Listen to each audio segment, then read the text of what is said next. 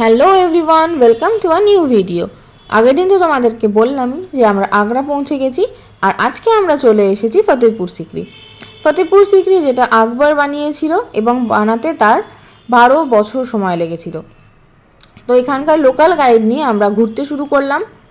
আমাদের একটু তাড়াই ছিল, তাই আমরা খুব তাড়াতাড়ি ঘুরে নিয়েছিলাম, কারণ বিকেলে যাওয়া ছিল তাজমহল।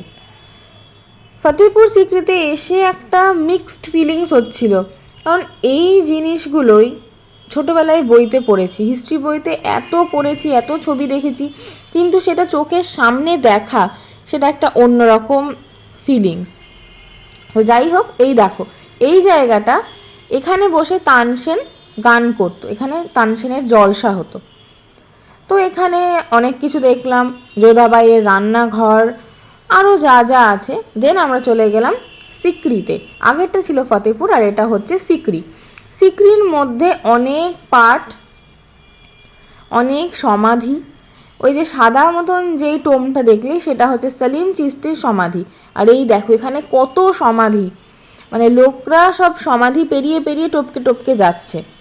এই যে এই সাদা টোমটা হচ্ছে সলিম চিশতির সমাধি। সলিম চিশতির কাছেই আকবর মানত করে তার ছেলের জন্ম হয়েছিল। আর এইটা হচ্ছে বুলন্দ দরওয়াজা। এইখান থেকে গোটা ফতেহপুর শহরটা দেখা যায়।